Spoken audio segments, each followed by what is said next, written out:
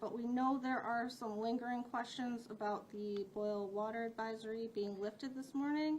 So we're going to do a quick Q&A on that. Mayor has some information about water infrastructure in general, and then we'll open up for questions while we wait. So, yeah, thank you.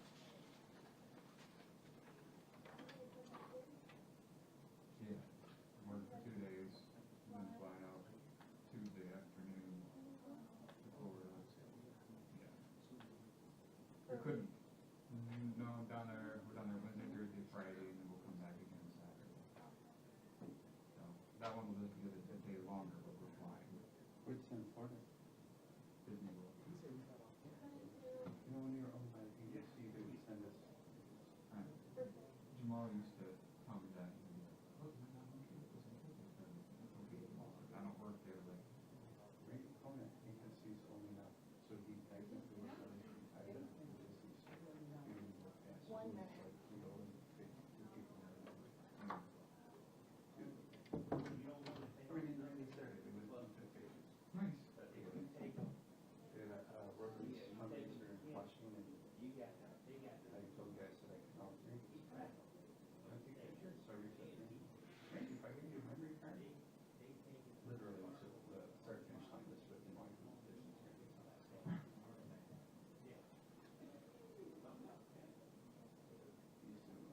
Good. His daughter works at this one there, so.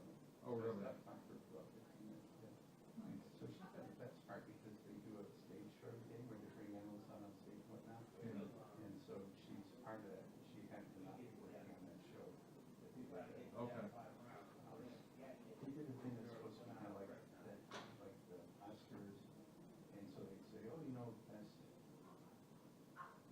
best plumage, and they kind of four birds or whatever. And then the one that won, like there's one where the guy took it. I could see he had a stick. I'm going, what's he got this stick? You went to the little pool and there's a lip on there. You put a dead mouse up there. So this bird flew in and sat there and ate the mouse and flew back in on stage. Yeah. There's one thing that came up. He looked like a groundhog. I can't remember where it was, but instead of going back into his house and a little opening, he went around the corner, following the person who was giving him his phone. Did armadillos? But they're holding, and the ones that kept going like this because you want to be put down, you know, Right. or running. But no, look at each of his daughter has to be able to work with all those animals and be hands-on.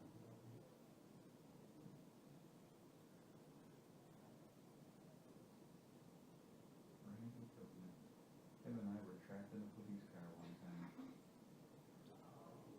I don't know what happened, because I remember one where Jim Kurtson. Remember when the train come through over there off of Carpenter Road, and it blocked the road, and then remember that they were doing a slow release, and then they were like, we're going to explode the sucker, we're going to just light it up. So we were standing out there waiting. It comes 11 o'clock. I call back. They're like, no, you need to stay out there. So we stayed out there, and it's like 11:20. Like neither of us are doing live at this point. We're just standing there waiting. And it's freezing cold out. So the one cop's like, hey, why don't you jump in the back of my cruiser? Because we had to park down the road. Right? You had to park. So you hop in my cruiser, you guys can stay warm. So we're in there just like jawing it away, swapping stories about whatever. And all of a sudden we look out, boom! We're like, whoa! We've been waiting for this moment for like hours. So we come scrambling out the car. Of course, we both missed the dumb thing. And the fire department standing out there in front of their truck just hysterically laughing at us because we had to look like a bunch of kids in a clown car. We just come, we're trying to get out. We can't get out because you're in the back seat. It's locked. Well, there's an incident going on, and the police officer knew exactly what he said. He said, Jim, hey, why don't you send back to your cruiser? I think the last person who was waiting on is the Okay, thank you. Quincy's already in there. I think so, yeah. No, I'm just. Hey guys. Hey. Thank you guys for joining us today. It's another great day God has made. We got a couple great pieces for you guys here today, only because we're waiting on another person to get here because of traffic. They're running a little bit behind, but I want to make sure, we can close that door right there. I want to make sure you guys got all the good information and update on the water situation this week with the 25-inch main break through the city of Flint. And so the good news is that we're all clear. You know, all testing, bacteria testing came back, and we're all good. Water pressures at normal levels. We're operating at full strength. You know, water main breaks is something that happens commonly throughout the winter months in the winter season. We experience this all the time with our aging infrastructure. We're working very hard to be able to come to a point where we get all these additional water main breaks under control. But when you have pipes like the 25-inch pipe, which was 75 years old, that is commonplace. And so what we wanted to do was operate with an abundance of caution for the residents inside the city of Flint. This only impacted a small segment of our community, but we wanted to make sure through transparency, we wanted to get out the information to the residents about the boil water advisory. When we have a loss of pressure, this is some of the things that's mandated by our environmental protection agencies, whether it be EGLE or EPA. We have a plan, an ongoing plan. We spent $1.2 million in infrastructure upgrades on Miller Road, which we took from American Rescue Plan dollars last year, and we're going to continue to be able to upgrade water mains. But for a water main break, it's not uncommon for them to break or rupture. But I want to definitely thank the public for its patience as it relates to this issue, and also compliment the people in our water sewer division. They did a fantastic job. We had to break on Friday.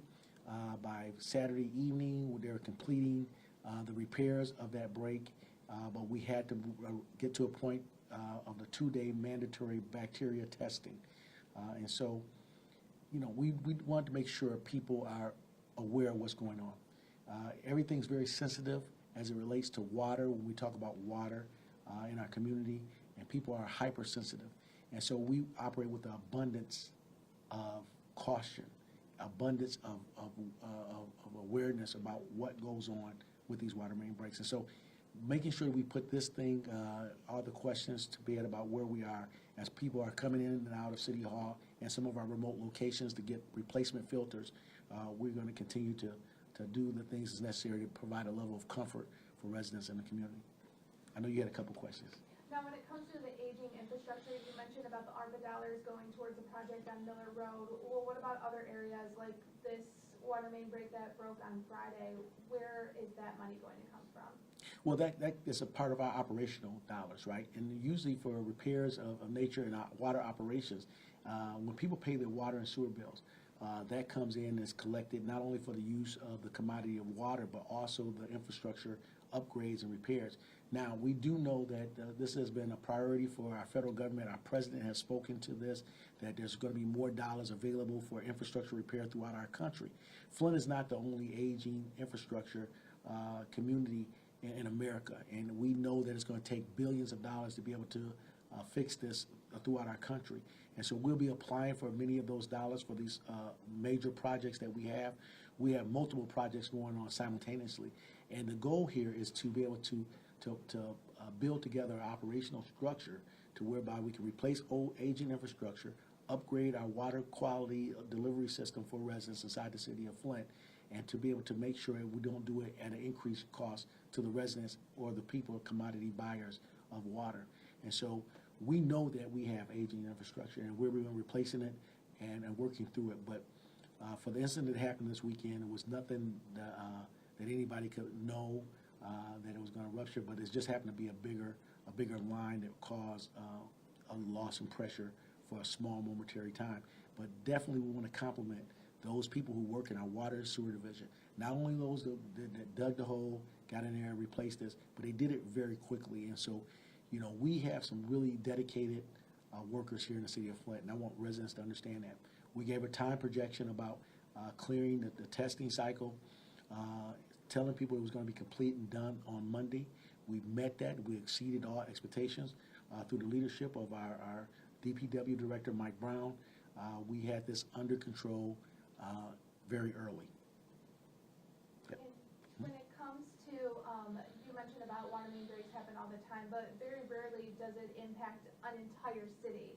Why was this one so impactful for the entire Flint community? Well, one, because it was a loss in water pressure in this one sector. It was caused because of the size of the water main that actually ruptured and broke. When we have a loss of pressure, it's mandated by our environmental protection agencies, which is looking out for us, that we have to go into a boil water advisory. And that advisory is through precautions, not because we detected something that's there. It's that if something could have happened. And so we want to be prepared to protect residents throughout the full city. Only a loss of pressure was lost in a certain geographic area inside the city of Flint, around the Cedar Street area. Our crews went into operation, making sure that we can cord off the problem very quickly. But that was about a precaution that's mandated by our state government and also our federal government. We have to be able to have those things, and we have to operate at the worst possible hypothesis. We detected no danger with bacteria, but we definitely had to meet the federal and state mandates as it relates to that. And Mike, if you want to, Mike, okay. Mike, if you want to add anything to that, but that's the rule set, right? That's why we had to go under a boil water advisory until we completed 2 testing cycles, and those 2 testing cycles came back as we thought they would be, that we had no bacteria issues with our water. You mentioned this one was 75 years old. Are there older ones in the city of Flint? I believe that we have infrastructure in many different places. Some as young as 4 to 5 months. Some can reach in the ages of 75 or a little bit plus. But definitely we have some repairs not repairs, but we definitely want to be able to upgrade some of our infrastructure, and that's what we're working toward, and that's what we're working on doing. You want to take anything, Mike? You're good. Okay, I'm good. Unless there's something else that needs to be answered. Any question? Kiana, you got a question? I see you part of the press now. Thanks, Mayor, I don't have a question. Thank you. So with that, we're going to come right back out with our person from Pontiac talking about some exciting news and some progressive movements that they're making in City Council chambers tonight as it relates to the Emergency Manager Act, Public Act 436 as a House bill. It's been moving and matriculating its way through. This is not the first time it's been introduced in the state level. It was introduced at the state level even when I was a state legislator, but because it failed to be able to be executed upon, it's going to be reattempted under Democratic control. And the author of one of those House bills is on his way up now, and the co-sponsor of that bill is on his way up too, as well as with the council person who's introducing it as a resolution today. So give me about a few more minutes and I'll be out. Thank you for your patience.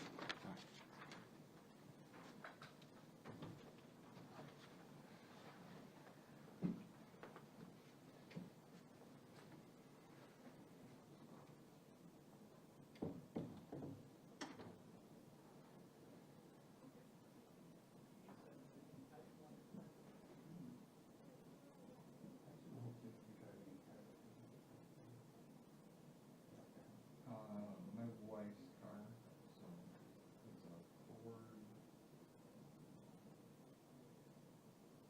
Expedition. Oh, yeah, definitely. Yeah, much more be great, so you can come Oh, out. yeah. What was my last time we drove to Florida in the Dodge Charger, it's 85 Charger. Newer condition, but pretty good. Yeah. And most time when I said for being with you, here you go, all 6 cylinders, all, 4,000 pounds of it, the condition works great. Yep. Big race one. That's what I drive. Mine was from the 86 turbocharged rebuild, so it was decent mileage for its size.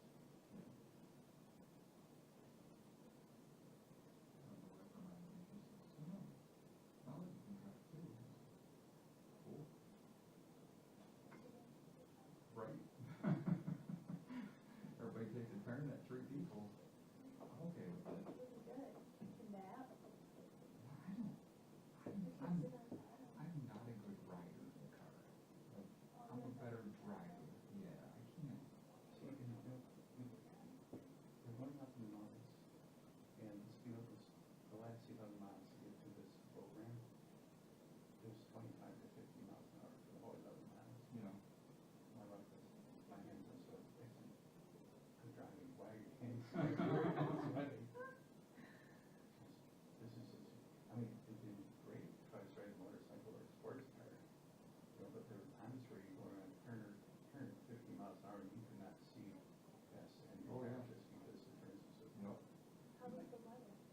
It was 64 to 70 the whole time we were there, and nobody did.